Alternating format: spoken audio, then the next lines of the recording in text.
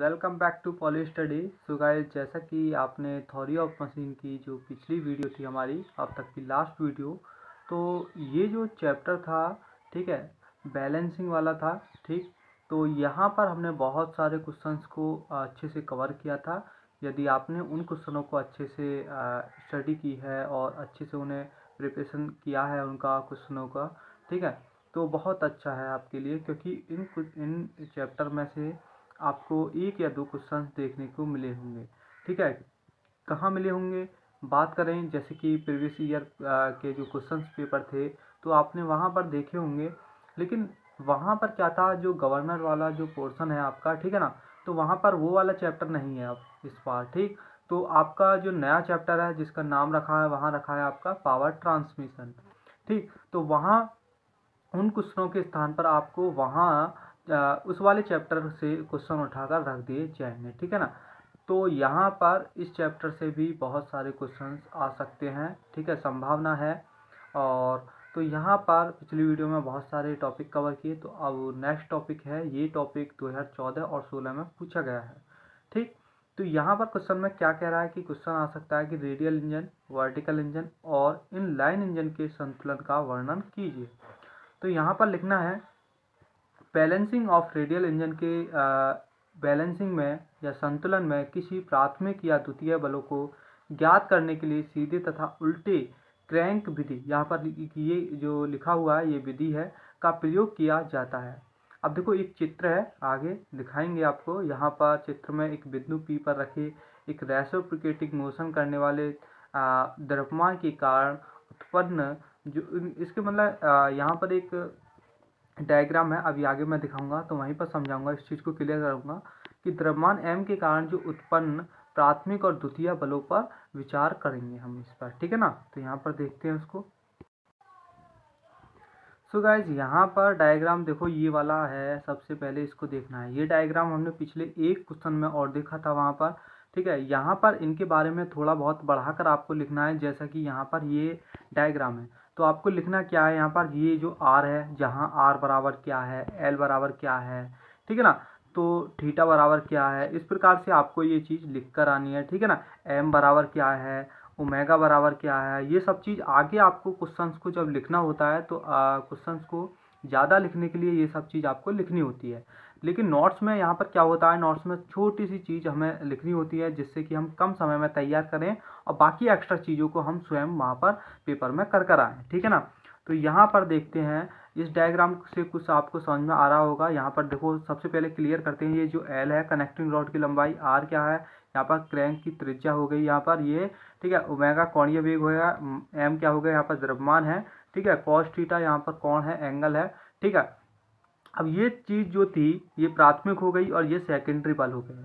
ठीक है, ये हमने पिछली वीडियो में दोनों चीज़ डिस्कस की थी, ये कहाँ से कैसी चीज़ आई है। ठीक है ना, तो इसका मुझे समझाने का यहाँ पर कोई इतना वो उचित नहीं है कि यहाँ पर भी ये चीज़ समझाई जाए। ठीक है, तो यहाँ पर सबसे पहले अब देखो, इनको और समझो थोड़ा सा।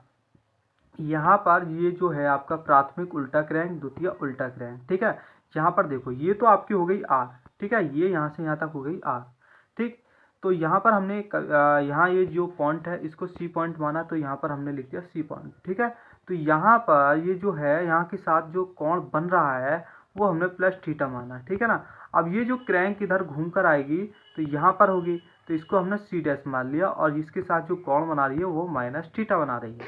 ठीक है, ये तो हो गया प्राथमिक उल्टा क्रैंक। ए डायग्राम से तो ये क्लियर होता है। अब देखो यहाँ पर सेकेंडरी में क्या हो सकता है कि आपका ये जो क्रैंक है ये 2 ओमेगा वेग से गति करेगी, ये 2 ओमेगा, ये ओमेगा वेग से गति करेगी। ठीक है ना, अब यहाँ पर जो कोण होगा वो कितना होगा, 2 थीटा बनेगा। यहाँ पर क्या था इस वाले में, यहाँ पर थीटा था। ठीक है ना, कोण, तो यहाँ पर बस केवल थोड़ा सा अंतर ये है, यहाँ पर माइनस थीटा था जब ये आगे बढ़ेगी। अब ये जो क्रैंक है जब ये यहाँ आएगी तो ये -2 थीटा आएगी। ठीक है, इस तरीके से आप इसको समझ सकते हो। तो ये जो डायग्राम है आपका द्वितीय उल्टा क्रैंक का होगा। तो यहाँ पर बस ये चीज़ है। ठीक है, आगे नेक्स्ट है आपका जो क्वेश्चन है, वी इंजन का संतुलन। ठीक है, वी इंजन का बैलेंसिंग किस प्रकार से, ये क्वेश्चन कई बार एग्जाम में आया है।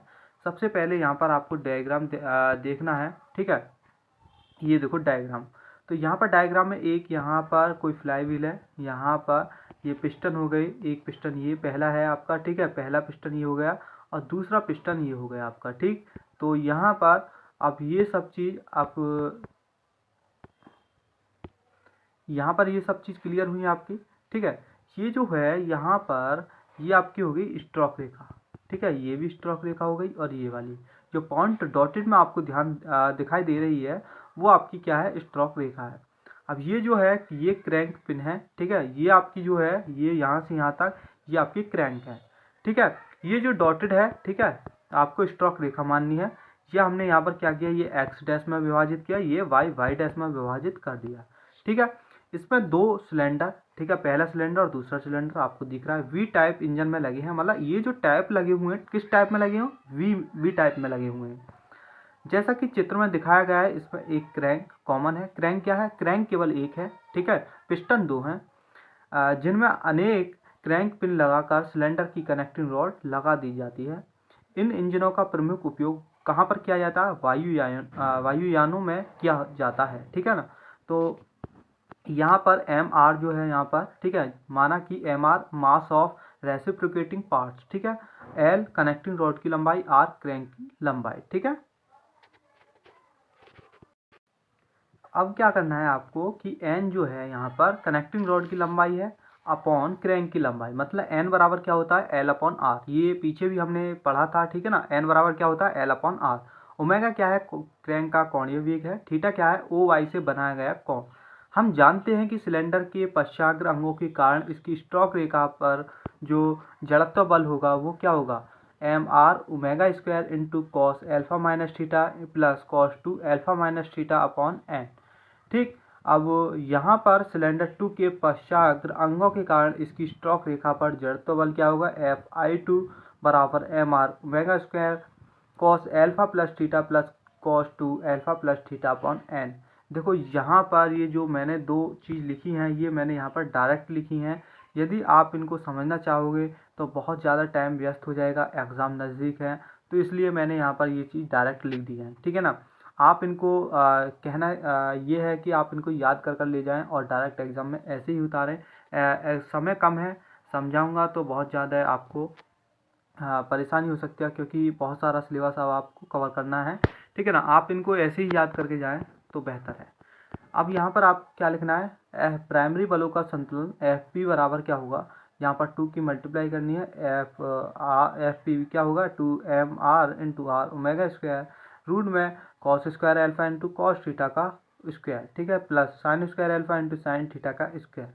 सेकेंडरी बलों का संतुलन करने के लिए आपको कौन सा फॉर्मूला यूज करना होगा, एफ एस बराबर 2mr upon N into R omega square, ठीक है।